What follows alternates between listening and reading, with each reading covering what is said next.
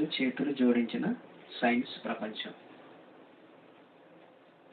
ప్రియులారా, బైబిల్ రెండు నిబంధనలతో కూడిన పుస్తకం.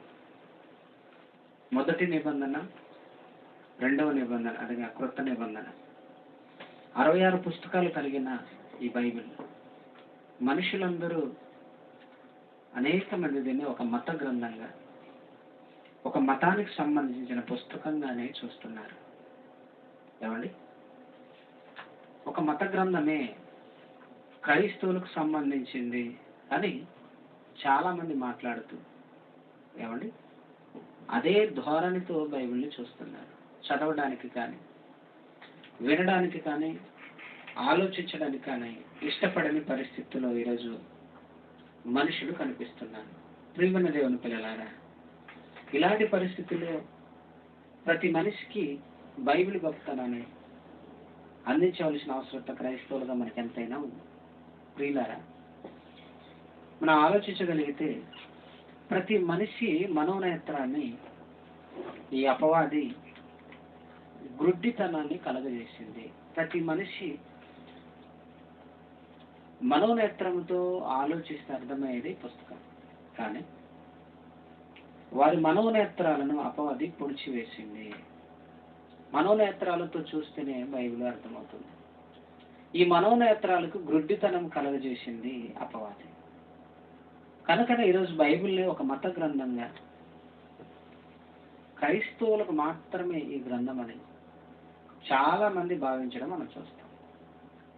ప్రియమైన దేవుని పిల్లలారా, దేవుడేమో బైబిల్ను ఇచ్చిన విధానం ఏంటంటే, ఈ బైబిల్లో ఉన్న ఈ జ్ఞాన సంగతులు ఈ ప్రపంచానికి తెలియచేయాలని, ప్రపంచ మనుషులందరికంటే అదృష్టవంతులు క్రైస్తవులని, వారికి మహాజ్ఞాన గ్రంథాన్ని దేవుడు ప్రసాదంగా ఇస్తే, క్రైస్తవులైన మనము కూడా దాన్ని చదవక, ఆలోచించక, దాని గురించి పరిశోధన లేక, మనము కూడా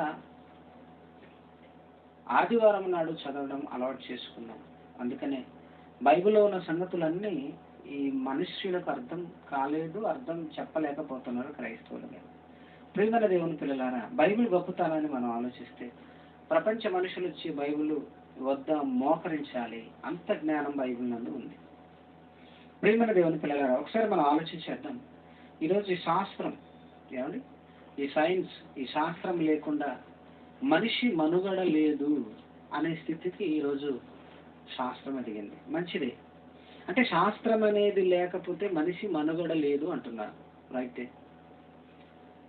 మనిషి మనుగడ కొనసాగాలంటే ఖచ్చితంగా శాస్త్రము మనిషిని ప్రభావితం చేస్తుంది. మరి శాస్త్రం ఎలా పుట్టింది? శాస్త్రం అంటే ఏంటంటే, ఈరోజు మనిషికి అవసరమైన ప్రతి అవసరతలను తీర్చుతుంది ఈ పరిశోధన, ఈ శాస్త్ర పరిశోధన విధానం. ఉదాహరణకి ఈరోజు మీరు ఇంటి వద్ద నుండి ఇప్పుడు నేను చెప్తున్న మాటలు వింటున్నారు, వీడియో చూస్తున్నారు. ఇదంతా ఒక శాస్త్రం ద్వారా, టెక్నాలజీ ద్వారా మన చేతికి వచ్చింది. అంటే ఇది ఒక శాస్త్రం. అలాగా ప్రతి విషయంలో ఈరోజు మనిషి తను భోజనం వండుకుంటున్న దగ్గర నుండి రాత్రి పడుకునే వరకు ఎంతో అభివృద్ధి చెందాడు. ఎందుకంటే సుఖపడడంలో ఈజీ మెథడు మనిషి కనిపెట్టాడు అంటున్నారు. రైట్, మంచిది. మరి శాస్త్రము ఈరోజు మనిషిని ఇంత అభివృద్ధి పదంలోకి తీసుకువెళ్ళడానికి శాస్త్రానికి ప్రేరణ ఒకటి ఉందండి. ఈరోజు ఈ శాస్త్రము అభివృద్ధి చెందిందంటే ఈ శాస్త్రము వెనకాల, ఈ శాస్త్రాన్ని ప్రేరేపించింది ఒకటి ఉంది, అదే ఈ ప్రకృతి. ఆలోచించాలి చాలా శ్రద్ధగా. ఈ ప్రకృతి, పంచభూతాలు లేకపోతే శాస్త్రము లేదు. అంటే ఈ పంచభూతాలకి పుట్టిన ఇల్లు, ఏమండి, క్షమించండి, ఈ శాస్త్రానికి పుట్టిన ఇల్లు ఈ ప్రకృతి, ఈ సృష్టి, ఈ పంచభూతాలు. ఏమంటే అంటే ఈ శాస్త్రం ఈరోజు పుట్టిందంటే ఆ పుట్టుకకు కారణము ఈ సృష్టి, ఈ ప్రకృతి. మరి సృష్టిని పుట్టించింది ఎవరు? సృష్టిని కన్నది ఎవరు? సృష్టిని చేసింది ఎవరు? దేవుడు కదా. దేవుడు మాట ఈ సృష్టిని కలిగించింది. మరి దేవుడు మాటే ఇదిగో 66 పుస్తకాలు కలిగిన బైబిల్లో ఉంది.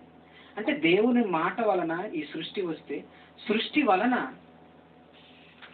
శాస్త్రం వచ్చింది. ఇది సూత్రం మర్చిపోండి.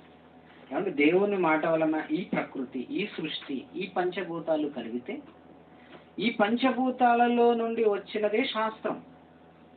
ఉదాహరణకి ఎగ్జాంపుల్గా మనం ఆలోచిస్తే మనం ఈజీగా ఆలోచిద్దాం. ఈ ప్రకృతిని మనం చూసినప్పుడు ఈ ప్రకృతిలో ఆర్నిథాలజీ అనే ఒక శాస్త్రం ఉందండి. దానిని పక్షి శాస్త్రం అంటారు. పక్షులను గురించి అధ్యయనం చేసే శాస్త్రం. ఈరోజు పక్షి ఉంది కాబట్టి పక్షులను గురించి అధ్యయనం చేసే శాస్త్రం వచ్చింది. అలాగే జువాలజీ అంటాం, జంతు శాస్త్రం. జంతువు ఉంది కాబట్టి జంతువు శాస్త్రం వచ్చింది. అలాగే మొక్కలు సంబంధించిన శాస్త్రం బోటనీ అంటారు. వృక్ష శాస్త్రం, ఈ వృక్ష శాస్త్రం వచ్చింది అంటే వృక్షం ఉంది కాబట్టి. చాలా జాగ్రత్తగా మనం మనసు పెట్టి ఆలోచించాలి. ఇవెందుకండి మాకు అనుకోకండి. ఏమండి, హల్లెలూయా, స్తుతి స్తోత్రం, మీకు ఆశీర్వాదాలు అంటే నీకు జ్ఞానం రాదని అర్థం. నువ్వు జ్ఞానాన్ని ఎప్పుడు నేర్చుకుంటావు? దేవుని స్తుతించడం తప్పేం కాదండి. ఎప్పుడు స్తుతించడమేనా? జ్ఞానం నేర్చుకోవా? మహాజ్ఞాన సంగతులు దేవుడు బైబిల్లో రాయించాడు కదా. కాబట్టి మనసు పెట్టి మనం ఆలోచిద్దాం. ఏమండి, అంతరిక్షాన్ని చూశారు, ఖగోళ శాస్త్రాన్ని కనిపెట్టారు. అంటే అంతరిక్షం ఉంది కాబట్టి. అలాగే మనిషి గురించిన శాస్త్రం మానవ శరీర ధర్మశాస్త్రం. అంటే ఈరోజు ఈ భూమి మీద కంటికి కనిపించే వాటిని చూసి శాస్త్రాలుగా వాటిని అభివృద్ధి చెందించారు. అంటే ఈ మనిషి ఈరోజు ఎన్ని శాస్త్రాలను చెప్పుకుంటున్నాడంటే ఈ ప్రకృతి ఉంది కాబట్టి. ఏమంటే ఈ శాస్త్రం అనేది చూస్తే కానీ నమ్మనది, పరీక్షిస్తేనే కానీ నమ్మనది ఈ శాస్త్రం. ఇప్పుడు ఈ శాస్త్రాల మీద ఆధారపడి మనిషి ఈరోజు శాస్త్రం లేకపోతే మనిషి మనుగడ లేదనే స్థితికి మనిషి రావడం మనం చూస్తున్నప్పుడు ఆశ్చర్యం వేస్తుంది. రైట్?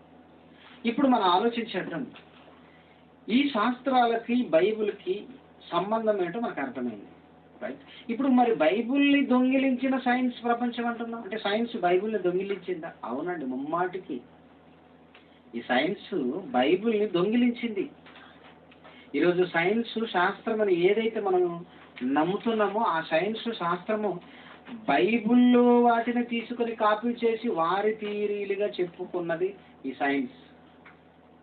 నిజమండి, చూపిస్తాను, మీరు ఆలోచించండి. ఈరోజు శాస్త్రం పేరుతో ఎన్నో అద్భుతాలు సృష్టిస్తున్నారు శాస్త్రం పేరుతో. మరి వాటిని సృష్టించినందుకు, వాటిని కనిపెట్టినందుకు నోబెల్ బహుమతి ఇస్తున్నారు. ఏమండి, గొప్ప శాస్త్రవేత్తగా వాళ్ళని సత్కరిస్తున్నారు. మరి వీటన్నిటికంటే ముందు, ఈ శాస్త్రాలన్నిటికంటే ముందు, శాస్త్రం పుట్టక ముందే ఈరోజు శాస్త్రవేత్త చెప్పిన సంగతులు బైబిల్లో క్రీస్తుకు పూర్వమై భక్తులు చెప్పిన మాటలను పక్కకు నెట్టేశారు. అందుకనే వీళ్ళందరూ దొంగిలించారు అని ఇంత ధైర్యంగా మనం చెప్తున్నాం. సైన్స్ గురించి మాట్లాడుతున్నాం. బైబిల్ని దొంగిలించిన సైన్స్ ప్రపంచం. ఏమండి, ప్రపంచంలో ఎవరికి రోషం రాదండి. ఈ పాఠము ఈరోజు ఏదో నేను చెప్తున్న పాఠం కాదండి. మన తండ్రి గారు జయశాలి గారు 25 సంవత్సరాలు బైబిల్ని తపస్సు చేసి ఈ సైన్స్ను ఆలోచించి, ఈ సైన్స్ అంతా బైబిల్లోదే తీశారని ఆయన ఆలోచించి బైబిల్ని దొంగిలించిన మిలీనియం మహనీయులనే ఎపిసోడ్లుగా మాట్లాడి ఛాలెంజ్ చేసి సవాలు చేశాడండి. ఒక్కడు మాట్లాడలేదు నేటి వరకు, ఒక్కడు. అదేంటండి, శాస్త్రము బైబిల్ని దొంగిలించిందా? సైన్స్ బైబిల్లో దొంగిలించిందా? లేదు, సైన్స్ దొంగిలించేది లేదు.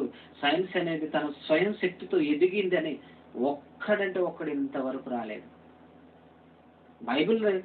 బైబిల్ ఇంత ధైర్యంగా మన తండ్రి గారు ప్రకటిస్తున్నారంటే ఏమంటే బైబిల్లో అంత సబ్జెక్ట్ ఉంది అని మనం మర్చిపోయాం. రైట్? మనం ఆలోచించేద్దాం. ఇప్పుడు వీళ్ళు దొంగలని మనం ఎలా నిరూపించాలి? ఏమంటే దొంగలని ఎలా నిరూపించాలి? దొంగిలించే వాళ్ళని దొంగలు అంటారు కదండి. మరి ఏం దొంగిలించారు, ఎలా దొంగిలించారు అన్నదే పాట మొత్తం అది. రైట్? ప్రియమైన దేవుని పిల్లలారా, మనం ఆలోచించేద్దాం. మొదటి దొంగ ఎవరంటే, మరి పెద్దవానే చెప్పాలి కదండి. మొదటి దొంగ ఎవరంటే క్రీస్తు శకం 1648లో సర్ ఐజాక్ న్యూటన్. ఇది పెద్ద దొంగ. ఎందుకంటే ఈరోజు ఆకర్షణ అనే థియరీ నాది అని చెప్పుకున్న వ్యక్తిన, ఆకర్షణ అనే థియరీ నాది అని చెప్పుకున్నాడు. క్రీస్తు శకం 1648లో ఏమండి ఈ సర్ ఐజక్ అనే న్యూటన్ అనే ఈ వ్యక్తి ఏం చెప్పాడు అని మనం ఆలోచిస్తే ఏమండి శూన్య మండలంపై ఏమండి ఈ భూమి శూన్యంలో వేలాడుతుంది అని చెప్పాడండి.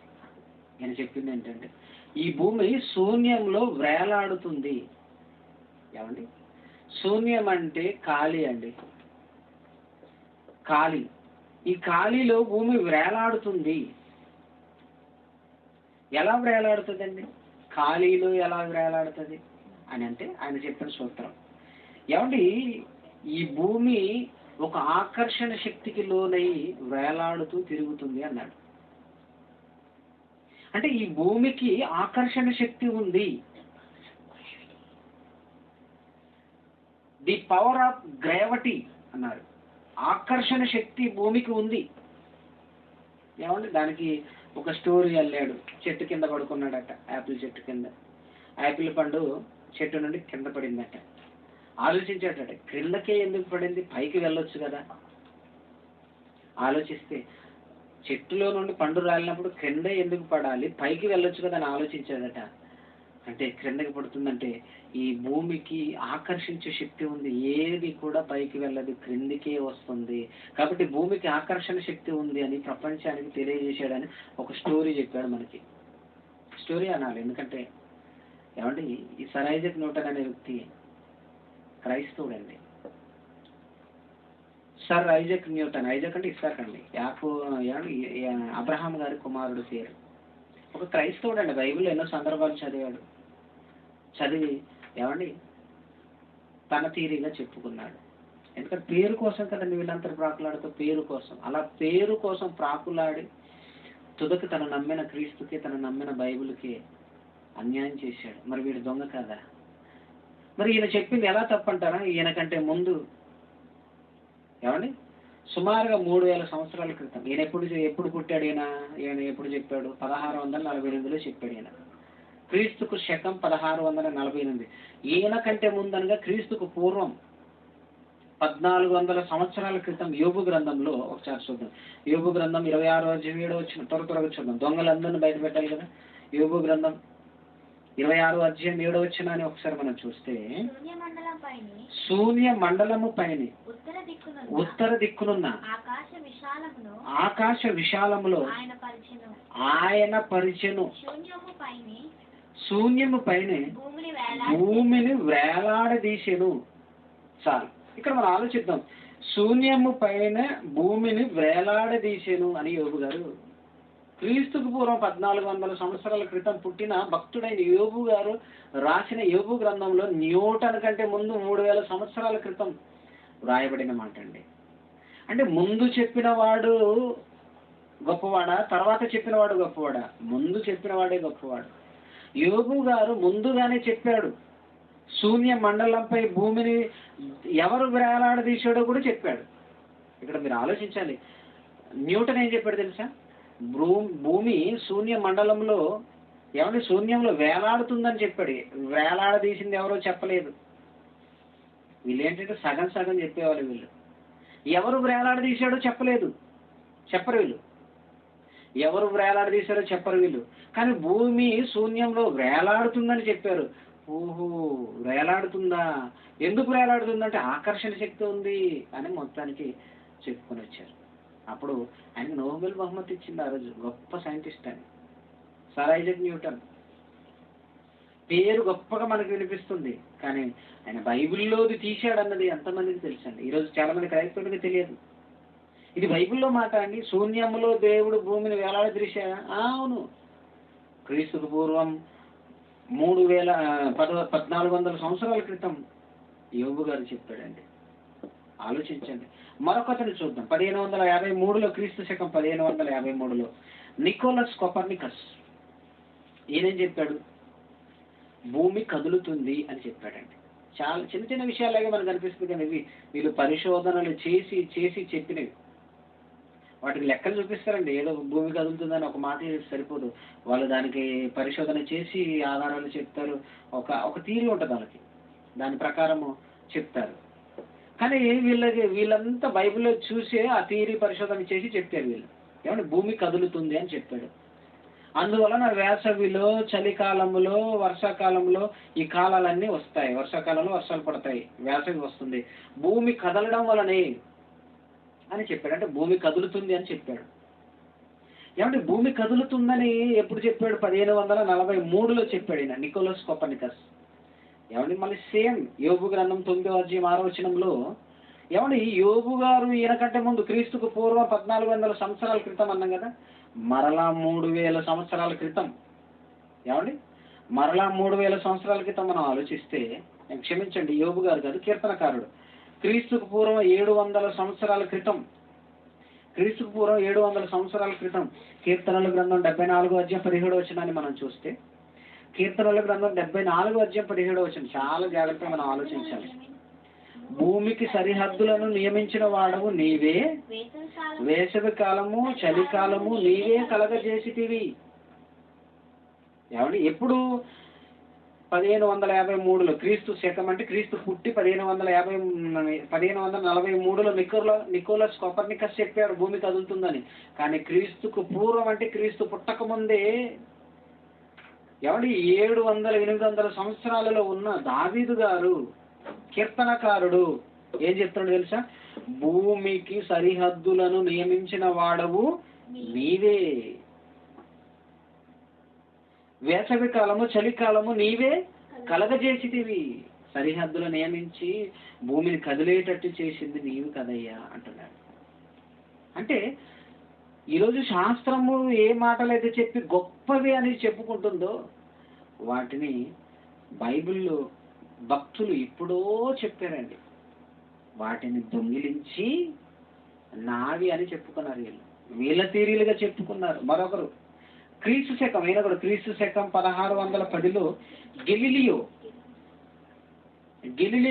ఈయన ఏం చేశాడంటే టెలిస్కోప్ను కనుగొన్నాడండి. టెలిస్కోప్ అంటే తెలుసు కదండి, హబుల్ టెలిస్కోప్. ఏమంటే ఈ విశ్వములో చాలా దూరం వరకు ఆ టెలిస్కోప్ ద్వారా చూసి ఫోటోలు తీస్తారు. ఏమండి ఆ టెలిస్కోప్ను కనిపెట్టి చంద్రుడు స్వయం ప్రకాశకుడు కాదు, సూర్యుడిపై ఆధారపడి ప్రకాశిస్తాడు అనే విషయాన్ని ఈ టెలిస్కోప్ కనుగొన్న తర్వాత ఆయన చెప్పిన మాట. ఏమండి 1610లో మరలా క్రీస్తుకు పూర్వం, ఏమండి క్రీస్తుకు పూర్వం యోబు గారి మాటల్లోనే మనం చూస్తే, క్రీస్తుకు పూర్వం మరలా 1400 సంవత్సరాల క్రితం 25:5 మనం చూస్తే, క్రీస్తుకు పూర్వం 1400 సంవత్సరాల క్రితం 25 యోబు గ్రంథం 5 ఆయన దృష్టికి చంద్రుడు కాంతి గలవాడు కాడు. ఆయన దృష్టికి చంద్రుడు కాంతి గలవాడు కాడు. వీళ్ళకి ఎలా తెలుసాడు? యోబు గారు ఏమన్నా సైంటిస్టా? ఇంతకు ముందే మనం చూసిన సూర్యమండలంపై భూమిని వేలాడదీసిన రాసింది యోబు గారే. ఏమండి భూమికి సరిహద్దులు, భూమి దాని స్థలంలో నుండి కదిలించేవాడు ఆయన అని యోబు గారు రాశాడు. మరి ఇక్కడికి వచ్చేసరికి ఏమండి ఆయన దృష్టికి చంద్రుడు కాంతి గలవాడు కాడని యోబు గారు ఎలా చెబుతున్నారు? ఒకసారి ఆలోచించండి. యోబు గ్రంథంలో యోబు గారికి ఎలా తెలుసు? ఈయన ఏమైనా పరిశోధన చేశాడా? ఈయన ఏమైనా సైంటిస్టా? కాదు కదా. మరి ఈయన ఎలా చెబుతున్నాడు? కలిగించిన దేవుడు యోబు గారి ద్వారా పలికించాడు. అంటే బైబిల్లో ఉన్న ప్రతి మాట దేవుడు భక్తులను ప్రేరేపించి పలికించిన మాటలు ఇవి. ఎందుకంటే కలిగించిన దేవుడు చెప్పిన మాట. చంద్రుడు కాంతి గలవాడు కాడు. యెషయా గ్రంథంలో కూడా చూస్తే, యెషయా గ్రంథం 13:10 మనం చూస్తే, యెషయా గ్రంథం 13:10 మనం చూస్తే, ఆకాశ నక్షత్రములను నక్షత్ర రాసులను తన వెలుగు ప్రకాశింపనీయవు, ఉదయకాలమున సూర్యుని చీకటి కమ్మును, చంద్రుడు ప్రకాశింపడు. యెషయా గారు చెప్పారండి, చంద్రుడు ప్రకాశింపడు. ఏమండి ప్రకాశించే శక్తి చంద్రుడికి లేదు అని ఏమండి యోబు గారికి ఎలా తెలుసండి? కీర్తనకారుడికి ఎలా తెలుసండి? యెషయా గారికి ఎలా తెలుసండి?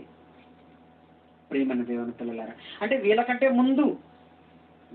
ముందు ఎన్నో వందల సంవత్సరాల క్రితమే ఈయన 1610లో చెప్పాడండి గెలీలియో. ఈయనకంటే ముందు వందల సంవత్సరాలకు పూర్వం వాళ్ళు ఎలా చెప్పారు? దేవుడు చెప్పారు. దానిని దొంగిలించి వీరిదిగా చెప్పుకున్నారు. ఎందుకంటే వీళ్ళకి నోబెల్ బహుమతులు, పెద్ద పెద్ద సైంటిస్టులుగా వీళ్ళకి బిరుదులు ఇచ్చారు, వీళ్ళకి అవార్డులు ఇచ్చారు, రివార్డులు ఇచ్చారు. వాళ్ళు బైబిల్లో చూసి తీసి మేము పరిశోధన చేసాం, మాకు ప్రేరణ బైబిల్ అని చెప్పరండి వాళ్ళు. అందుకే వాళ్ళు దొంగలు. ఇక 4వది మనం చూస్తే, శాస్త్రవేత్తలు చెప్పిన మాటల్లో నక్షత్రాలు అన్నీ ఒకేలా ఉండవు అని మరో సైంటిస్ట్ చెప్పాడు. నక్షత్రాలు అన్నీ ఒకేలా ఉండవు. ఒక్కొక్క నక్షత్రానికి వాటి మహిమ వేరువేరుగా ఉంటుంది. అంటే వాటి కెపాసిటీ వేరువేరుగా ఉంటుంది అని చెప్పాడండి. వాటిలో కొన్ని పేర్లు చెప్పాడు. బ్లూ స్టార్స్ అని, డార్క్ స్టార్స్ అని, మ్యాగ్నో స్టార్స్ అని, ఏమండి, ఆ తర్వాత సూపర్ నోవా అని, కోవాట్ స్టార్స్ అని, న్యూట్రాన్ స్టార్స్ అని, ఇలా రకరకాల పేర్లు చెప్పుకొని వచ్చారు. వాళ్ళు పేర్లు పెట్టారులేండి. కానీ బైబిల్లో ఈ సంగతిని కొత్త నిబంధన గ్రంథంలో 1వ శతాబ్దంలో మొదటి 100 ఏళ్లలో అపోస్తులైన పౌలు గారు కొరింథీయులకు రాసిన మొదటి పత్రిక 15:41 వచనంలో మనం చూస్తే, ఏమంటే బైబిల్లో ఇవన్నీ ఉన్నాయి. బైబిల్లో ఇవన్నీ దేవుడు రాయించాడు. భక్తుల ద్వారా వారి మాటల్లో మనకి అక్కడక్కడ తారసపడతాయి. మొదటి కొరింథీ 15:41 వచనంలో చదివితే, సూర్యుని మహిమ వేరు, చంద్రుని మహిమ వేరు, నక్షత్రముల మహిమ వేరు. మహిమని బట్టి ఒక్క నక్షత్రమునకు మరి ఒక నక్షత్రమునకు భేదము కలదు కదా. అంటే భేదాలు, తేడా ఉంది. ఒక్కొక్క నక్షత్రం అండి ఆకాశంలో మనం చూస్తూ ఉంటే ఏం కనిపిస్తాయండి? అన్ని నక్షత్రాలు మినుకు మినుకు మినుకు అనుకుంటే అన్ని ఒకే ఆకారంలో నుండి మనకు కనిపిస్తాయి. కానీ వాటి మహిమలు వేరు వేరు. ఏమండి, ఎప్పుడు చెప్పాడండి ఇవన్నీ? పౌలు గారికి ఎలా తెలుసండి? పోనీ పౌలు గారు ఏమైనా మొదటి శతాబ్దం, పౌలు గారు ఏమైనా సైంటిస్టా? అంటే దేవుడు చెప్పాడండి. అంటే దేవుడు చెప్పిన బైబిల్లో రాయబడిన సంగతులన్నిటినీ, అంటే వీళ్ళు పుట్టక ముందు క్రీస్తుకు పూర్వమే కదండి పాత నిబంధన. ఇప్పుడు క్రొత్త నిబంధనకు వచ్చేసరికి క్రీస్తు శకం అనుకుందాం. ఇది క్రీస్తు శకంలో పౌలు గారు రాశారు, రైట్, మొదటి 100 ఏళ్లలో. కానీ వీళ్ళు ఎప్పుడు చెప్పారు? 15, 16వ శతాబ్దంలో శాస్త్రానికి కళ్ళు తెరుచుకుంది. అప్పుడే శాస్త్రం, అప్పుడు కదా పరిశోధన చేశారు. ప్రియమైన దేవుని పిల్లలారా, ఇక మరో సైంటిస్ట్ అండి. ఆ సైంటిస్టు ఏమండి, ఫెర్డినాండ్ మాజిలాన్. క్రీస్తు శకం 1522లో ఫెర్డినాండ్ మాజిలాన్ అనే ఈ సైంటిస్ట్ ఏం చెప్పాడు తెలుసా? భూమి గోళాకారంగా ఉందని చెప్పాడండి. అంతకు వరకు ఈ మానవ ప్రపంచంలో భూమి బల్లపరుపుకే ఉందనుకున్నారు. కానీ వీడు పరిశోధన చేసి, ఫెర్డినాండ్ అనే ఈ సైంటిస్ట్ పరిశోధన చేసి క్రీస్తు పుట్టిన తర్వాత 1500 సంవత్సరాల తర్వాత పరిశోధన చేసి ఏమని చెప్పాడు తెలుసా? భూమి గోళం, బంతి ఆకారంలో ఉంది, బల్ల కాదు అన్నాడు. ఏమండి, ఈయన చెప్పిన తర్వాత ఓహో నిజమే అని నమ్మారు. రైట్, నిజమే, ఒక లెక్క చూపించాడు, థియరీ. రైట్. మరి ఈయన కంటే ముందు బైబిల్లో యోబు గ్రంథం 37:12 వచనంలో మనం చూస్తే, యోబు గ్రంథం 37:12 వచనం మనం చూస్తే, ఆయన వలన నడిపింపబడినవై నరులకు నివాస యోగ్యమైన భూగోళము అన్నాడు. ఆయన వలన ఏమంటే భూమి కదులుతుంది, భూమి గుండ్రంగా ఉంది, తిరుగుతుంది. ఎవరి వలన తిరుగుతుందో కూడా చెప్పాడు యోబు గారు. ఆయన వలన నడిపింపబడినదై నరులకు నివాస యోగ్యమైన భూగోళము అన్నాడు. నరులకు నివాస యోగ్యమైన భూగోళం అంటే మనుషులు నివసించడానికి అవసరమైన ఒక బంతే ఈ భూమి అన్నాడు. ప్రియమైన దేవుని పిల్లలారా, ఆలోచించండి. అంటే మానవ నివాస యోగ్యమైనది భూగోళము అన్నాడు. భూమి గోళాకారంలో ఉంది, ఒక బంతి ఆకారంలో ఉంది. సైన్స్ అంటారు ఏం తెలుసా అండి? దీనినే సైన్స్ అంటారు. అంటే భూమి గుండ్రంగా ఉందని, భూమి తిరుగుతుందని, భూమి కదులుతుందని, నక్షత్రాలు కదులుతాయని, నక్షత్రాల మహిమ వేరని, ఈ చిన్న చిన్న విషయాలండి. ఇవి మనకు అనిపిస్తాయి ఈ చిన్న చిన్న విషయాలు. దీనికి ఇంత పరిశోధన, దీని సైన్స్ అని మనం అనుకుంటే చీపు తీసేయకండి, వాటికి చాలా విలువ ఉంది. భూమి గుండ్రంగా ఉందని చెప్పాలంటే ఎలా చెప్పగలడండి? ఇప్పుడు భూమి గుండ్రంగా గోళాకారంగా ఉందని ఈ ఫెర్డినాండ్ అనే సైంటిస్ట్ ఎలా చెప్పాడంటే, ఈ భూమిని విడిచి ఏమండి ఒక ఉపగ్రహాన్ని పంపించారు. ఆ ఉపగ్రహం బయటికి వెళ్ళి భూమిని ఫోటోలు తీసింది. ఫోటోలు తీస్తే భూమి తిరుగుతుంది, గుండ్రంగా ఉందని వాళ్ళకి ఫోటోల ద్వారా ఆధారం వచ్చింది. ఆ ఫోటోలను పరిశోధన చేసి భూమి గోళాకారంగా ఉందని మనకి థియరీ ఇచ్చారు. అంటే భూమి గుండ్రంగా ఉందంటే భూమి లోపలని చూస్తే అర్థం కాదు, భూమిని విడిచిపెట్టి బయటికి వెళ్ళాలి. అంటే భూమిని విడిచిపెట్టి బయటికి వెళ్ళడానికి ఎంత పరిశోధన చేసి రాకెట్ కనిపెట్టారు, లేదా ఈ ఉపగ్రహాన్ని పంపించడానికి వాళ్ళు ఎంత ప్రయాసపడ్డారు. ఆ ప్రయాసకు వచ్చిన ఫలితం ఈ భూమి గుండ్రంగా ఉందని తెలియడానికి కోట్ల రూపాయలు ఖర్చు చేసి భూమి ఎలా ఉందో ఫోటో తీయడానికి అంత ఖర్చు అయింది. అదే బైబిల్ అడిగితే బైబిల్ చెప్పాడు దేవుడు. ఏమని చెప్పాడు? రూపాయి ఖర్చు లేకుండా 250 రూపాయలు పెడితే ఒక బైబిల్ వస్తుంది. అందులో యోబు గ్రంథం తీసి 37వ అధ్యాయం 12వ వచనం చదివితే భూగోళము అన్నాడు దేవుడు. అంటే 250 రూపాయలకి 250 కోట్లు ఖర్చు చేస్తారు వీళ్ళు. బైబిల్ ఎంత గొప్పదండి. అంటే సైంటిస్టులు చెప్పే పెద్ద పెద్ద విషయాలను బైబిల్ సింపుల్గా చెప్తుంది. సింపుల్గా. ప్రియమైన దేవుని పిల్లలారా, ఏమంటే మనం ఆలోచిస్తే ఇక చాలా ఉన్నాయండి. కొంతమందిని నేను చెప్తాను. ఇంకా మరి కొంతమందిని మనం చూస్తే ఏమండి మరో సైంటిస్ట్ ఏం చెప్పాడంటే, ఏమండి ఏం చెప్పాడు ఒకసారి మనం చూద్దాం. 1990లో క్రీస్తు శకంలో హబుల్ టెలిస్కోప్ కనుగొని దాని ద్వారా నక్షత్రాల పైన విశ్వమంచుల్లో నీళ్లున్నాయని దానికి ఆకాశ గంగా అని పేరు పెట్టారండి. ఎక్కడున్నాయట నీళ్లు? 1990లో. అంటే 1990లో పరిశోధన చేసిన సైంటిస్టులు ఒక టీం అంతా హబుల్ టెలిస్కోప్ ద్వారా ఫోటోలు తీసి నక్షత్రాల ఆవల విశ్వం అంచుల్లో నీళ్లు ఉన్నాయి, అపారమైన నీటి జలరాశులు ఉన్నాయి, అక్కడ గంగా ఉంది, అందుకే ఆకాశ గంగా అని దానికి పేరు పెట్టారు. ఆ నీళ్లు కనుక భూమి మీదకి తీసుకురాగలిగితే భూమి మీద నీటి సమస్య మొత్తం వెలిసిపోతే ఎంత నీళ్ళు ఉందని చెప్పారండి. మంచిదే. 1990లో చెప్పారు. క్రీస్తు శకం. క్రీస్తుకు పూర్వమే ఒక మాటను మనం చూద్దాం. ఆది కాండంలోనే క్రీస్తుకు పూర్వం సుమారుగా 4000 సంవత్సరాల క్రితం ఏమండి ఆది కాండం 1వ అధ్యాయం 6-7 వచనాలలో దేవుడు భూమిని కలుగజేసేటప్పుడు భూమి పైన భూమి క్రింద జలాలను పెట్టాడు. తెలుసా? భూమి పైన, భూమి గుండ్రంగా ఉంటే భూమి పైన జలము, భూమి క్రింద జలం. ఎందుకు? భూమిని చల్లపరచాలి. పై జలము క్రింద జలం అంటారు. చూడండి ఒకసారి 1వ అధ్యాయం 6వ వచనం. మరియు దేవుడు జలముల మధ్య ఒక విశాలము కలిగి ఆ జలములను ఈ జలములను వేరుపరచును గాక అని పలికెను. దేవుడు ఆ విశాలము చేసి విశాలము క్రింది జలములను, విశాలం అంటే భూమి అండి, ఖాళీ. ఈ భూమికి మీద జలం ఉంది, క్రింద జలం ఉంది. ఎలా తెలుసండి? మోషే గారికి ఎలా తెలుసు? ఆదికాండం రాసిన మోషే గారికి ఎలా తెలుసు?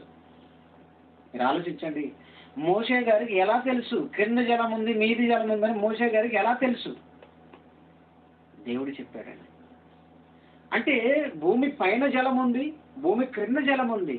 ఏమండి ఇవన్నీ సైంటిస్టులు చెప్పవలసిన మాటలన్నీ బైబిల్లో ఎలా ఉన్నాయండి? అందుకే బైబిల్ సైన్స్ ప్రపంచమంతా బైబిల్ ముందు చేతులు జోడించవలసిందే. ఈరోజు సైన్స్లో ఫలానా విషయాన్ని కనిపెట్టారంటే ఆ విషయం ఖచ్చితంగా బైబిల్లో ఉంటుంది. అది బైబిల్కి ఉన్న గొప్పతనం. ఇంకో మాటను మనం చూడగలిగితే ఏమన్నా కీర్తనల గ్రంథం 148వ అధ్యాయం 4వ వచనంలో కీర్తనకారుడైన దావీదు గారు ఏమన్నా ఆ పైన ఉన్న జలాల గురించి ఆయన మాట్లాడుతున్నాడు. పరమాకాశములారా, ఆకాశం పైన జలములారా. ఒకసారి ఆగి ఆలోచిద్దాం. ఆకాశం పైన జలములారా అని క్రీస్తుకు పూర్వం 700-800 సంవత్సరాల క్రితం పుట్టిన కీర్తనకారుడైన దావీదు గారికి ఎలా తెలుసు? క్రీస్తు కంటే పూర్వం 700-800 సంవత్సరాలు సుమారుగా ఆ కాలంలో పుట్టి యెరూషలేము దేశాన్ని పరిపాలించిన రాజైన దావీదు గారికి ఆకాశం పైన జలములారా అని అంటున్నాడు. అంటే ఆయనకి ఎలా తెలుసు? ప్రియమైన దేవుని పిల్లలు, ఆయనకి ఎలా తెలిసి ఉంటుందో తెలుసా? దేవుడు చెప్పడం, లేదా ఆయనకు ముందు జరిగిన సంఘటన ఆయనకు తెలుసండి. ఏంటది? ఆదికాండం 7వ అధ్యాయం 11వ వచనంలో ఈ భూమి మీద నరులందరూ చెడిపోయారు కాబట్టి ఈ భూమిని నేను నీళ్ళతో నాశనం చేయాలనుకుంటున్నాను. నోవాహు ఒక పెద్ద ఓడ కట్టని దేవుడు చెప్పాడు. ఓడ కట్టాడు. ఏమండి 40 పగలు 40 రాత్రులు ప్రచండమైన వర్షం, ఆకాశానికి చిల్లుబడ్డంత వర్షం, అంటే పైనున్న జలాలన్నిటిని దేవుడు కురిపించాడు, భూమిని నీళ్లతో నింపేశాడు. అంటే ఆ సందర్భాన్ని దావీదు గారికి జ్ఞాపకం ఉంటుంది. ఖచ్చితంగా దేవుడు దావీదు గారికి బయలుపరిచి ఉంటాడు. ఎందుకంటే నోవా గారి సంఘటన, జలప్రలయ సంఘటన దావీదు గారు ఖచ్చితంగా దేవుడు బయలుపరిచి ఉంటాడు. కాబట్టి ఆయన మాట్లాడి ఉంటాడండి. ఎందుకంటే నోవా గారు దావీదు కంటే ముందుటివాడు కదండి. అంటే ఒక సైన్స్ ఈ రోజు చెబుతుంది, కానీ ఎప్పుడో భక్తులు, ఎప్పుడో ఆకాశం ఆవల అపారమైన జలరాశులు ఉన్నాయని భక్తులు ఎప్పుడో చెప్పారండి. ప్రియమైన దేవుని పిల్లలారా ఆలోచించండి. అంటే ఇప్పుడు ఈ సైన్స్ ఏ విషయానైతే బయటికి చెబుతుందో ఆ విషయం ఖచ్చితంగా బైబిల్లో ఉంటుంది. అందుకే మన తండ్రి గారు ఒక మాట అన్నారు, ఏమన్నా తెలుసండి? బైబిల్కి తెలియనిదంటూ, ఏమంటే బైబిల్కి తెలియనిదంటూ ఈ సైన్స్కు తెలిసినది ఏముంది? అది ప్రశ్న. బైబిల్కి తెలియకుండా సైన్స్ ఏం చెప్పగలదు? సైన్స్ ఏంటి చెప్పగలదండి? ప్రకృతిని చూసి చెప్పగలదు. ఆకాశం పైన నీళ్ళు ఉన్నాయని చెప్పింది, నీళ్ళు ఉన్నాయి కాబట్టి చెప్పింది. నీళ్ళు లేకపోతే సైన్స్ ఏం చెప్తుంది? నక్షత్రాలు ఉన్నాయి కాబట్టి నక్షత్రాలు ఉన్నాయని చెప్పింది, నక్షత్రాలు లేకపోతే చెప్తుంది. అంటే ఈ ప్రకృతి ఉంది కాబట్టి ప్రకృతిని చూసి చెబుతుంది. ప్రియమైన దేవుని పిల్లలారా, ఇక మన మన భారతదేశ సైంటిస్ట్, క్రీస్తు శకం 5వ శతాబ్దంలో పుట్టిన ఆర్యభట్ట నక్షత్రాలు కదలవు అని ఒక థియరీ చెప్పాడండి. నక్షత్రాలు కదలకుండా ఉంటాయి అని చెప్పాడు. కొంతకాలానికి 15వ శతాబ్దంలో హెడ్మండ్ ఏలీ అనే ఒక మరో సైంటిస్ట్ పుట్టి, 70 ఏళ్ళకి ఒకసారి ఒక తోకచుక్క భూమికి దగ్గరకు వచ్చి వెళుతుంది అని ఆ విషయం చెప్పాడు. దానికి ఏలీ తోకచుక్క అని పేరు పెట్టారు. అంటే నక్షత్రాలు కదులుతాయి. అంతకుముందు చెప్పిన భారతీయ శాస్త్రవేత్త ఆర్యభట్ట చెప్పింది తప్పు, నక్షత్రాలు కదులుతాయి అని ఎడ్మండ్ హేలీ చెప్పాడు. నిజమే. మరి నక్షత్రాలు కదులుతాయని బైబిల్ ఎక్కడుంది? బైబిల్లో దేవుడు ఎప్పుడో రాయించాడండి. ఒకసారి చూద్దామా? యోబు గ్రంథం 38వ అధ్యాయం 31 వచనాన్ని మనం చూస్తే, యోబు గ్రంథం 38వ అధ్యాయం 31, 32 వచనాలు. కృత్తిక నక్షత్రములను నీవు బంధింపగలవా? మృగ శీర్షిక కట్లను నీవు విప్పగలవా? వాటి కాలములలో నక్షత్రములను వచ్చినట్లు చేయగలవా? వాటి కాలములలో నక్షత్రాలు వచ్చినట్లు నువ్వు చేయగలవా? ప్రియమైన దేవుని పిల్లలను ఆలోచించండి. అంటే వాటి కాలంలో నక్షత్రాలు వచ్చేటట్టు చేయలేడు మనిషి. అవి వస్తున్నాయి, వెళుతున్నాయి. వచ్చి వెళుతున్నది చెప్పడానికే ఇన్ని వేల సంవత్సరాలు పట్టింది మనిషికి. పరిశోధన చేస్తే ఎన్ని వందల సంవత్సరాలు పట్టింది. కానీ నక్షత్రాలు వచ్చేటట్లు నువ్వు చెయ్యగలవా అని మనిషిని దేవుడు ప్రశ్నిస్తున్నాడు. ఇది మర్చిపోయారు. అవి వస్తున్నాయి పోతున్నాయి అంటున్నారు, కానీ వాటిని ఎవరు రప్పిస్తున్నారు, ఎవరు పంపిస్తున్నారో, అవి ఎలా కలిగాయి, ఈ విషయాలు ఈ శాస్త్రం చెప్పలేదు. నేటికి కూడా చెప్పలేదండి శాస్త్రం. ఈ సృష్టి ఎలా కలిగింది, ఈ సృష్టి ఆవిర్భావం, ఏమంటే సైన్స్కి తెలియని సంగతులు చెప్తాను వినండి. ఈ సృష్టి ఆవిర్భావం ఎలా కలిగింది అంటే ఒక స్పష్టత లేదు, ఒక ఆన్సర్ లేదు. ఒకరేమో బిగ్ బ్యాంగ్ థియరీ వలన, ఒక పెద్ద ప్రేలుడు వలన సృష్టి కలిగింది అంటాడు వాళ్ళే. అందులోనే మరొక టీం ఉంటుంది సైంటిస్టులు, నాచు ద్వారా సృష్టి కలిగింది అంటాడు. మరొకటి అంటాడు చేప నుండి కలిగింది అంటాడు. మరొకటి అంటాడు, మరొకటి చెప్తాడు. కొంతకాలానికి మరొకటి చెప్తాడు. వీళ్ళందరూ ఏకీభవించి ఒక విషయాన్ని చెప్పలేరండి. కానీ బైబిల్ నేటికి కూడా స్పష్టంగా చెప్తుంది ఈ సృష్టి దేవుని మాట వలన కలిగిందని. నేటికి అదే దాని మీద నిలబడింది. తర్వాత మనిషి ఎందుకు పుట్టాడు అన్న విషయం కూడా ఈ సైన్స్ చెప్పలేదండి. మనిషి ఎందుకు మరణిస్తున్నాడు అన్న విషయం కూడా ఈ సైన్స్ చెప్పలేదండి. మనిషి ఎందుకు పుట్టాడో పుట్టించిన దేవుడు చెప్పాలి. మనిషి ఎందుకు మరణిస్తున్నాడో మరణాన్ని ఇచ్చిన దేవుడు చెప్పాలి. అందుకే ఆలోచించండి, మనిషికి జన్మనిస్తుంది దేవుడే, మనిషికి మరణమిస్తున్నది దేవుడే. ఇస్తున్నది ఆయనకు తెలుసు, ఆయనకు తెలుసు ఎందుకు పుట్టించాడో. మరణం ఇస్తున్న ఆయనకు తెలుసు ఎందుకు మరణాన్ని ఇస్తున్నాడో. మనకి సైన్స్కి తెలుసు అండి. సైన్స్కి ఏం తెలియదు. ఎందుకంటే ఈ భూమి మీద పుట్టి మరణించి మనిషి ఎక్కడికి వెళ్తున్నాడో సైన్స్ నేటికి కూడా చెప్పలేదు కూడా. ఎందుకంటే భవిష్యత్తులో కూడా చెప్పలేదు. ఎందుకంటే అది మనిషి జ్ఞానానికి అందనిదండి. ప్రియమైన దేవుని పిల్లలారా, అంటే నక్షత్రాలు కదులుతాయని బైబిల్లో మనం చూసి, అంటే వీరందరూ ఏం చేశారు తెలుసా? బైబిల్లో ఉన్న వాటిని దొంగిలించారండి. ఇక కవులు కవులు రచయితల గురించి చూస్తే వీళ్ళు కూడా దొంగిలించారండి. షేక్స్పియర్ ఏమండి ప్రపంచంలో ప్రఖ్యాతగాంచిన ఏమండి రచయిత షేక్స్పియర్. ఈయన ఒక మాట చెప్పాడండి. ఏంటన్నమాట? Face is the index of the mind అన్నాడు. Face is the index of the mind. తెలుగులో ఏంటంటే వారి ముఖము వారి మనసును తెలుస్తుంది. ముఖ లక్షణం అంటే ముఖం చూడంగానే నువ్వేంటో నీ ముఖమే చెప్పేస్తుంది అన్నాడు. ఏమండి ఈయన సొంతంగా చెప్పలేదండి, బైబిల్లో ఉన్నది. యెషయా గ్రంథం 3:9 మనం చూస్తే, యెషయా గ్రంథం 3:9 మనం చూస్తే వారి ముఖ లక్షణమే వారి మీద సాక్ష్యం ఇచ్చును. యెషయా గ్రంథం 3:9 వారి ముఖ లక్షణమే వారి మీద సాక్ష్యం ఇచ్చును అంటే నీ ముఖములో ఉన్న లక్షణాలే నువ్వేంటో చెప్తాయి. దాన్ని ఇంగ్లీష్లో face is the index of the mind. నీ ముఖం ఏమంటే నీ మైండ్ను చెప్తుంది, నీ మనసును చెప్తుంది అన్నాడు. వీళ్ళు కాపీ కొట్టారు.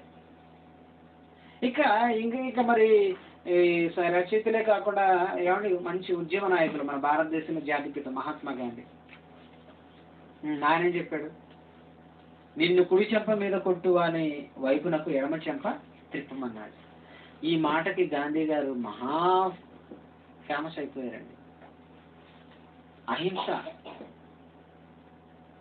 అహింస విధానం అండి. గాంధీ గారు చాలా ఫేమస్ అయిపోయారు. నిన్ను కుడి చెంప మీద కొట్టు వారి వైపునకు ఎడమ చెంప త్రిప్పమన్నాడు. ఈ మాట బైబిల్లో చదివి తన మాటగా ఈ భారతీయులకు చెప్పాడు. భారతీయులందరూ అది నమ్మి గాంధీ గారు మహాత్ముడు అని అన్నారు. ఓకే, గొప్పవాడే, రైట్, యేసు చెప్పిన మాటే. కానీ ఆయన బైబిల్లో తీసి చెప్పాడని ఎంతమందికి తెలుసు? ఏమంటే ఎంతమందికి తెలుసు అండి? ఆయన బైబిల్లో 5:39 మత్తయి సువార్తలో ఆయన బైబిల్లో చెప్పిన మాట, నేను మీతో చెప్పినది ఏమనగా దుష్టిని ఎదిరింపక నిన్ను కుడి చెంప మీద కొట్టు అని వైపునకు ఎడమ చెంప కూడా త్రిప్పు అన్నాడు. ఎడమ చెంప కూడా త్రిప్పు. ఇది ఎవరి మాట? యేసుక్రీస్తు మాట. కుడి చెంప మీద కొట్టు వానికి ఎడమ చెంప కూడా త్రిప్పు. ఇది యేసుక్రీస్తు మాట అండి. దీనిని గాంధీ గారు ఏమండి బారిస్టర్ చదివాడు కదండి, లా, దక్షిణాఫ్రికా వెళ్ళి అప్పుడు బైబిల్ చదివాడండి. ఆయన ఆత్మకథలో రాసుకున్నాడు, నేను బైబిల్ చాలా యేసుక్రీస్తు దగ్గర చాలా తీసుకున్నాను. మరి ఇది ఎంతమందికి తెలుసండి? మనం చెప్పాలి క్రైస్తవులుగా. ఇక జగదీష్ చంద్రబోస్ మన భారతీయ సైంటిస్ట్, మొక్కలకి ఏమండి జీవం ఉందని చెప్పిన శాస్త్రవేత్త. ఏమండి మొక్కకి జీవం ఉందని చెప్పాడు అంటే ఇది కూడా గొప్ప శాస్త్రం అండి. మొక్కకి జీవం ఉంది, మొక్కలు మాట్లాడుకుంటాయి, మొక్కలు సంభాషించుకుంటాయి, మొక్కలు తమ భావాలను వ్యక్తం చేస్తాయని ఇప్పుడు లేటెస్ట్ సైన్స్ చెప్తుంది. ఏమండి ఈ బైబిల్ ఎప్పుడు చెప్పిందండి? బైబిల్ ఎప్పుడు చెప్పింది? ఏమండి మొక్కకు జీవం ఉంది అన్నాడు జగదీష్ చంద్రబోస్.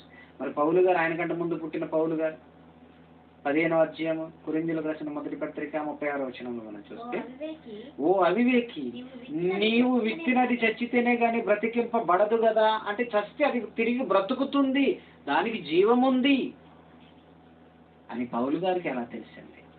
సైంటిస్టులు వీళ్ళు. మనం అనుకుంటున్నాం గొప్ప భక్తులు, బోధకులు అనుకుంటున్నాం. వీళ్ళు బోధకులే కానీ సైంటిస్టులు కూడా. పౌలు గారు ఒక గొప్ప సైంటిస్ట్, యోబు గారు ఒక గొప్ప సైంటిస్ట్, దావీదు గారు గొప్ప సైంటిస్ట్, మోసే గారు అందరికంటే ముందటి సైంటిస్ట్. ఎందుకంటే భూమి ఎలా సృష్టింపబడింది, సైంటిస్టులకు అందరికీ ఆయన గురువు. వీళ్ళందరికీ గురువు యేసుక్రీస్తు. వీళ్ళందరికీ గురువు యేసుక్రీస్తు అండి. సైన్స్ను మేళవించి చెప్పింది బైబిల్. ఇప్పుడు బైబిల్ ప్రారంభించబడింది, ఆది యందు దేవుడు భూమి ఆకాశములను సృజించెను. ఈ 5 పదార్థాల గురించి సైన్స్ నేటికి కూడా తెలియదు అంటుంది. ఆది అందనగా కాలం దీనికి ముగింపు తెలియదు, ఎప్పుడు ప్రారంభమైందో తెలియదు నేటికి కూడా సైన్స్కి. ఆది అంటే ఎప్పుడు, మొదలు ఎప్పుడు అంటే తెలియదు అంటది. దేవుడు అంటే అనగా శక్తి మాకు తెలియదు అంటది. ఆది యందు దేవుడు భూమి ఆకాశంలో అంటే భూమి ఏ పదార్థంతో తయారైందో తెలియదు అంటది. ఏమండి ఆ అంతరిక్షం ఏ పదార్థంతో తయారైందో తెలియదు అంటది. కలిగించానంటే ఎవరు చేశారో కూడా తెలియదు అంటది సైన్స్. ఇవన్నీ 5 విషయాలు మాకు తెలియదని సైన్స్ చెప్పుకుంది. మరి బైబిల్ ప్రతి విషయానికి సమాధానం చెప్పింది. మరి ఇప్పుడు సైంటిస్టులు అందరూ దొంగలు కదా? ఏమంటే బైబిల్లో ఉన్నవి చదివి తీసుకుని నావి అనుకుని చెప్పుకున్నారు. అందుకనే బైబిల్ ముందు చేతులు జోడించిన సైన్స్ ఎవరికైనా రోషన్ రావాలి కదండి. ఈ మాట మన తండ్రి గారు మాట్లాడినప్పుడు రోషన్ కలిగిన ఒక్క సైంటిస్ట్ పోనీ వారు లేరండి, సర్ ఐజాక్ న్యూటన్ లేడండి, చచ్చిపోయిన వాళ్ళ పేర్లు చెప్తున్నారండి. జగదీష్ చంద్రబోస్ లేడండి, ఏమండి ఆర్యభట్ట లేడండి భారతీయులుగా. పోనీ విదేశాల్లో ఉన్న మరి ఏమంటే షేక్స్పియర్ లేడండి రచయిత, విదేశాల్లో నికోలస్ కోపర్నికస్ లేడండి, ఏమంటే గెలీలియో లేడండి. లేని వాళ్ళని చనిపోయిన వారి గురించి మాట్లాడుతున్నారు అనుకోకండి. వాళ్ళ చదువును అభ్యసించి వాళ్ళు రాసిన పుస్తకాలు చదివి వాళ్ళ భావాలను పులికి పుచ్చుకున్న పిల్ల సైంటిస్టులు ఉంటారు కదా, పిల్ల సైంటిస్టులు, మరి అంతే అనాలా? ఇప్పుడు ఉంటారు కదా, మరి వాళ్ళు ఎవరికైనా రోషం పొడుచుకుని వచ్చి మా గురువుని అంటావా, మా గురువు చెప్తుంది నిజం, బైబిల్లోకి కాదు సొంతం చెప్పాడని ఎవడని వస్తాడండి? ఎవ్వడు రాడు. ఎందుకు తెలుసా? వందల వేల సంవత్సరాల క్రితమే వాళ్ళకంటే ముందు బైబిల్లో భక్తులు చెప్పారు. ఎందుకంటే బైబిల్ ఎప్పుడు రాయబడిందో, బైబిల్లోని భక్తులు ఎప్పుడు జీవించారు, చరిత్రాధారాలతో నిరూపిస్తాం. అందుకే ఒక్కడు రాలేదు, ఒక్కడు రాలేదని మన తండ్రి గారు విషయంలో ఛాలెంజ్కి ఒక్కడు రాలేదు. అందుకనే బైబిల్ ముందు చేతులు జోడించిన సైన్స్ ప్రపంచం అని ఈ క్రైస్తవ ప్రపంచములో రంకె వేసి చెప్పిన గనుడు ధీరుడండి. ఏమండి బైబిల్ని ఇలా నిలబెట్టి ఆకాశంలో అంత ఎత్తుగా బైబిల్ చూపించాడు మన తండ్రి గారు. మరి నీకు ఆ బాధ్యత ఉంది. ప్రతి విషయం నీకు తెలియాలండి, మనకు ప్రతి విషయం తెలియాలి. మాకెందుకు లేండి, మాకు చదువు రాదు అనుకోకండి. చదువు రాని వాళ్ళకి డబ్బులు లెక్క పెట్టడం రాదా, చదువు రాని వాళ్ళకి ఇల్లు కట్టుకోవడం రాదా, అన్నీ వస్తాయి. చదువు రాదని బైబిల్ ఒక్కటే చదవమండి, చదువు రాదని వార్తలు తెలుసుకోకుండా ఉన్నారు, చదువు రాదని వచ్చే ప్రభుత్వం ఏదో తెలుసుకుంటారు, చదువు రాదని మాకు చదువు రాదండి కానీ మేమేం బంగారం కొనుక్కోలేదంటారు, బంగారం కొనుక్కుంటారు. చదువు రాదని ఏమీ చేయలేదు చెప్పండి. నేను అడుగుతున్న ప్రశ్న, మీకు చదువు రాదని మీరు ఏమీ చేయలేదు, ఏమీ సంపాదించలేదు చెప్పండి. ఒక బైబిల్ని సంపాదించలేదు తప్ప మిగతా భూమి మీద మనుషుల అవసరాలన్నీ సంపాదిస్తారు. నన్ను అడిగితే చదువుకున్నోడు కంటే చదువు లేనోడు చాలా జాగ్రత్తగా డబ్బులు సంపాదిస్తాడు, బంగారం కూడా పెడతాడు, ఇల్లులు కట్టుకుంటాడు. అక్షరం ముక్క రాదు కానీ కారులో తిరుగుతుంటాడు, అక్షరం ముక్క రానోడు ఏసీ కొనుక్కొని తిరుగుతుంటాడు. వాడికి చదువు లేదు కానీ అన్నిటి మీద ఉంది, బైబిల్ దగ్గరే ఎందుకో ఆసక్తి లేదండి. ఆసక్తి చూపట్లేదు మనుషులు. అందుకనే చదువు రాదని బైబిల్ని చదవకుండా పక్కన ప్రేరుతున్నారు. కానీ బైబిల్లో ఉన్నవే కదండి అన్ని రెఫరెన్సులు. మనంతా ఇబ్బంది పడకూడదనే మన తండ్రి గారు చక్కగా ప్రతి రెఫరెన్స్ను పాఠాల రూపంలో మన కళ్ళ ముందు పెట్టాడు. కాబట్టి మనం ఏం చేయాలి? నేర్చుకోవాలి. నేర్చుకున్న మనము ఇదిగో మాకెందుకని అనకండి, నేర్చుకున్న మీరు మీ పిల్లలకు నేర్పించాలి, మీ పిల్లలకు నేర్పించాలి. అంటే 2 తరాలకు నేర్పించాలి. ప్రతి మనిషికి దేవుడు పెట్టిన బాధ్యత. మీ పిల్లలు పెద్దవారు చేసిన అమ్మాయి అయిపోయిందంటే కుదరదు, మీ పిల్లలకి నేర్పించాలి. లేకపోతే ఇవన్నీ కనుమరుగైపోతాయండి. వీటిని అన్నింటి ప్రక్కన పెట్టేసారు. ఇప్పటికే మత గ్రంథం అంటున్నారు, అది క్రైస్తవుల మతం అంటున్నారు. మీరు చెప్పుకోండి, అవి మాకు చెప్పకండి అంటున్నారు సువార్త చెప్పడానికి వెళ్తుంటే. లేదండి, ఈ సమాజానికి నిలబెట్టి చెప్పవలసిన బాధ్యత నీకే ఉంది, మనకే ఉంది. దేవుడు మన మీద ఎన్ని ఆశలు పెట్టుకున్నాడు. ఏమండి చేతులు జోడించేటట్టు చేశాడు తండ్రి గారు. ఒక మాట అన్నాడండి, ఒక మాట అన్నాడు మన తండ్రి గారు. ఏమన్నా తెలుసా? సకల శాస్త్రాలను అధిగమించిన బైబిల్ అన్నాడు. సకల శాస్త్రాలు. నువ్వే శాస్త్రం చెప్పుకుంటావు, భవిష్యత్తులో కొత్త శాస్త్రం చెప్తావేమో. ఎన్ని శాస్త్రం? సకల శాస్త్రాలు. భూమి మీద శాస్త్రం ఉన్నదని అంటే ఆ సకల శాస్త్రాలను కూడా బైబిల్ ఎప్పుడో అధిగమించింది. ఎందుకంటే అన్ని బైబిల్లో నుండి కాపీ చేశారు కదా. మీరు కాపీ చేసిన వాళ్ళు ఏమంటారు తెలుసండి? పరీక్ష రాస్తున్నప్పుడు పక్కన ఒకటి దగ్గర కాపీ చేసి రాసిన వాళ్ళు ఏం చేస్తారు? డిబార్ చేస్తారు. వాళ్ళకేం మార్కులు పెట్టరు, డిబార్ చేసేస్తారు. నువ్వు పరీక్షకు అనర్హుడు అని ఫెయిల్ చేసేస్తారు. మరి ఇప్పుడు బైబిల్లోది కాపీ చేసి తనదని చెప్పుకున్న వీళ్ళందరూ ఏం చేయాలి తెలుసా? క్రైస్తవుడుగా నువ్వేం చేయాలి తెలుసా? డిబార్ చేయాలి. బైబిల్లో మేము తీసామని చెప్పుకుంటే మీరు ఆలోచించిన బైబిల్ ఎంత గొప్పదయ్యేది. వాళ్ళు బైబిల్లో నుండి తీసి చెప్పామని చెప్పుంటే బైబిల్ ఎంత గొప్ప అయ్యేది, దేవుడికి ఎంత మహిమ వచ్చేది. దేవుడికి మహిమ రాక వాళ్ళ మహిమను వెతుక్కున్నారు. స్వయంకృత వాళ్ళు ఏమంటారు? సొంత మహిమను వెతుక్కున్నారు, దేవునిని మహిమపరచలేదు.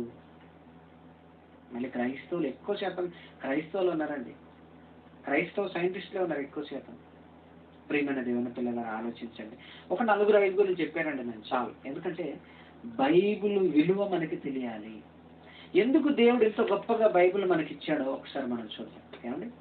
ఏమండి ఇంత మ్యాటర్, ఇంత చక్కటి జ్ఞానం దేవుడు మనకి ఎందుకు ఇవ్వాలి అంటే, కొరింథీయులకు రాసిన 1 పత్రిక 2వ అధ్యాయం 6వ వచనం ఒకసారి మనం చూస్తే, కొరింథీయులకు రాసిన మొదటి పత్రిక 2వ అధ్యాయం 6వ వచనాన్ని మనం చూస్తే, పరిపూర్ణులైన వారి మధ్య జ్ఞానమును బోధించుచున్నాము. పౌలు గారు అంటున్నాడు పరిపూర్ణులైన వారు. పరిపూర్ణులు అంటే స్కాలర్స్, వారినే సైంటిస్టులు అంటారండి.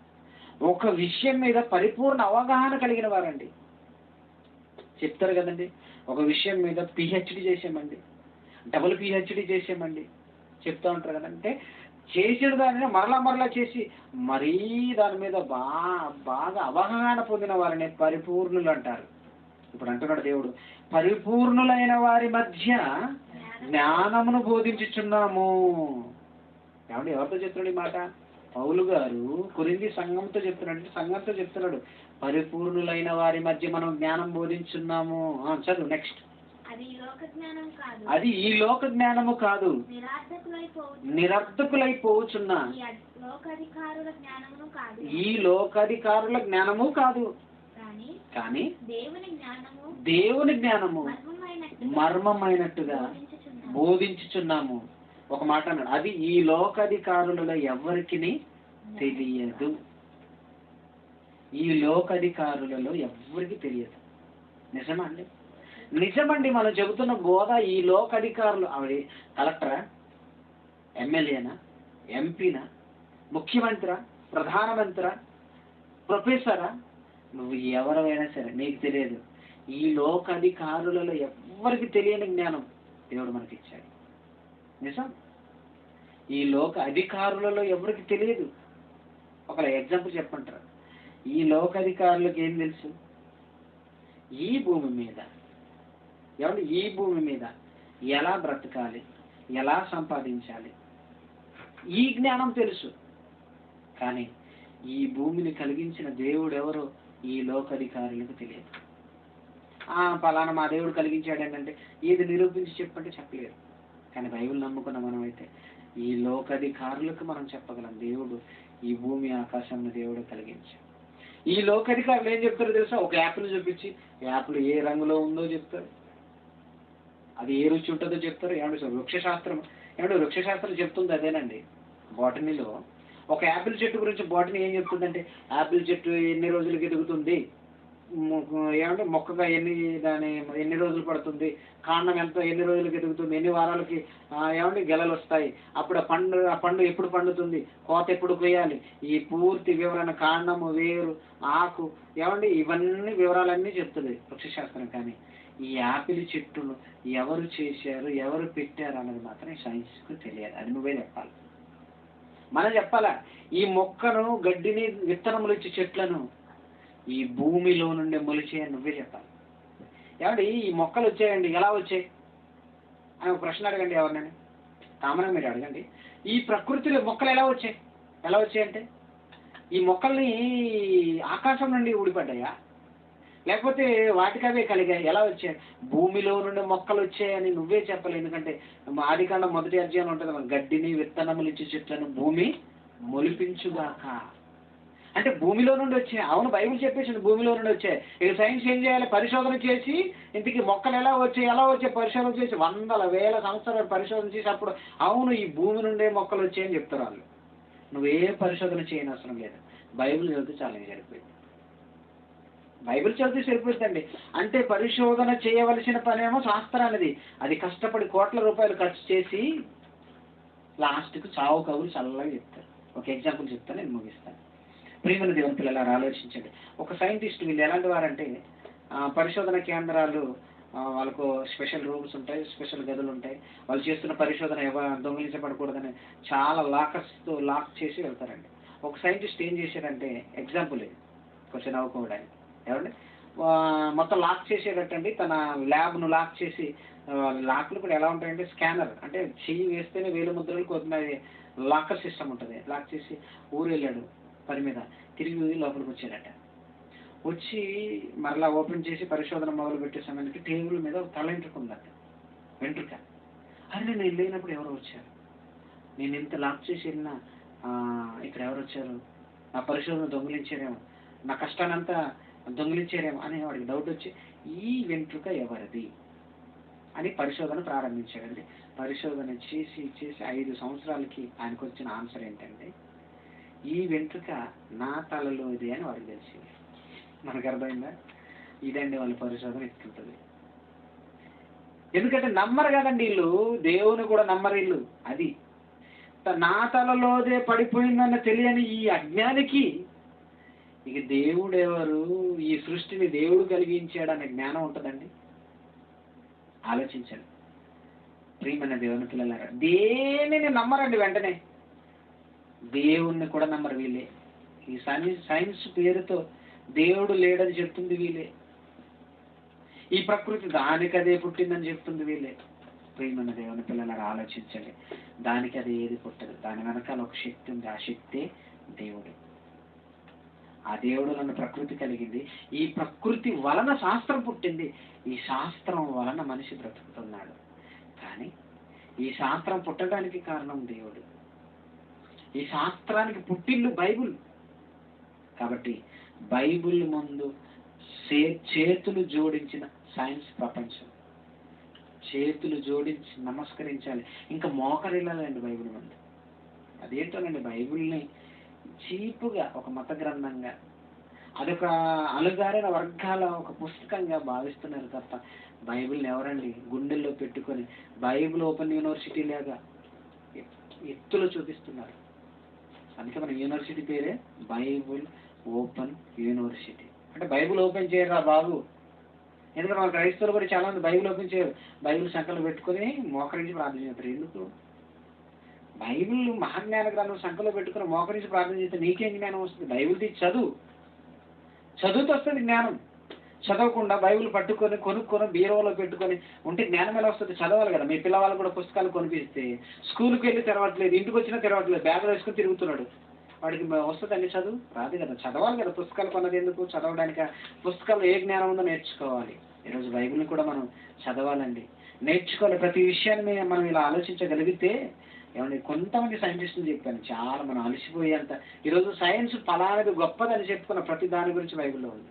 ప్రతిదీ, ఎవ్రీథింగ్ మనకి మేలుకరమైనది ఏదైతే ఉందో ప్రతిదీ బైబిల్లో ఉంది. మనకి ప్రమాదాన్ని కలిగించేది కూడా బైబిల్లో దేవుడు రాయించాడు. కనుక ఈ బైబిల్ మనం ఇప్పటికైనా ఎక్కువ చదువుతాం. ఈ జ్ఞాన సంగతులు బైబిల్లో కంటే సైన్స్ కంటే గొప్పవి ఉన్నాయి. ఎందుకంటే సైన్సే మహా గొప్ప భాగ్యం అంటున్నారు కదా.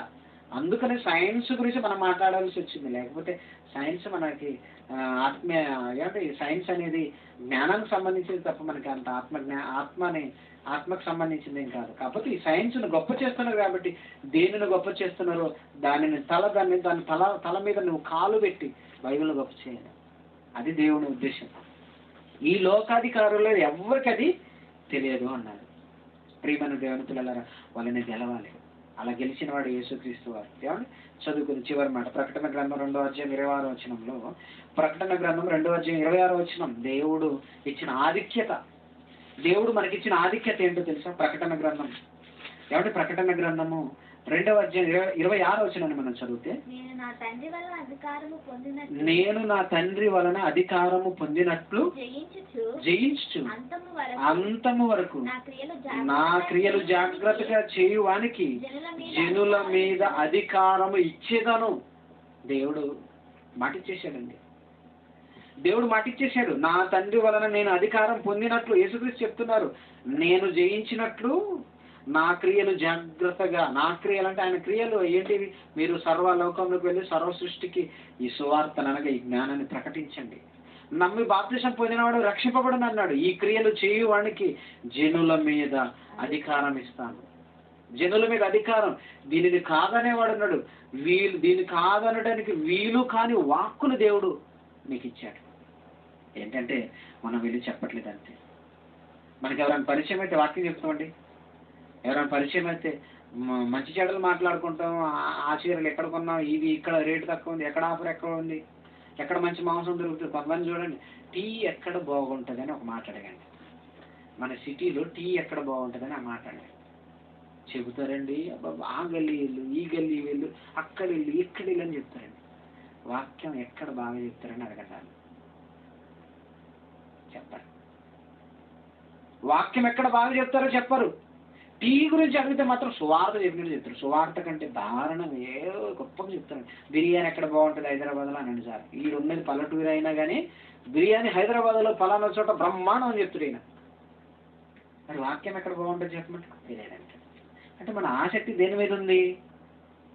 భోజనం మీద ఉందా? కడుపే వారి దేవుడు అన్నాడు అందుకే దేవుడు. వారు సిగ్గుపడవలసిన సంగతుల విషయంలో అంటాడు. ఏమంటే ఆ రెఫరెన్స్ మనకు తీస్తే లేట్ అయితే కానీ వారు కడుపు దేవుడు అని భావిస్తారట. బైబిల్ మాత్రం కడుపుకు దూరంగా పెడుతున్నారు. ఈ బైబిల్ని మనం తినాలండి. మనం ప్రతి జ్ఞానాన్ని ఆస్వాదించాలి మనం. అప్పుడే దేవుడు మనకు అర్థమవుతాడు. ఏమంటే కష్టంగా ఉంది, మనకి వినడానికి కష్టంగా ఉంది. 4 ఆశీర్వాదాలు 3 దీవెనలు ఇస్తే ఎంత బాగుంటుంది. ఇవి ఆశీర్వాదాలు కావని ఎవరండి అన్నారు? బైబిల్లో ప్రతి మాట నిన్ను ఆశీర్వదించేది తెలుసా? దేవుని గురించిన జ్ఞానం నిన్ను ఆశీర్వదిస్తుంది తెలుసా? ఇది జ్ఞానం అండి. ఈ జ్ఞానం నిన్ను ఆశీర్వదించేది. బుద్ధి జ్ఞానములు సర్వ సంపదలు క్రీస్తునందు గుప్తంలోనే ఉన్నాయి. క్రీస్తు నీలో ఉంటే, జ్ఞానమైన క్రీస్తు నీలో ఉంటే నీకు ఆశీర్వాదం కాదా? మనకేంటంటే ఆశీర్వాదం దేవుని మీద ఆధారపడ్డ క్రైస్తవులండి మనం. ఇది ఆశీర్వాదం. దేవుని మాటలు నువ్వు వింటున్నావు అంటే, నీ ఇంట్లో నువ్వు కూర్చొని వింటున్నావు అంటే నువ్వు ఆశీర్వదింపబడుతున్నావు తెలుసా? అదే దయ్యపు మాటలు వింటే శాపం. ఆలోచించండి.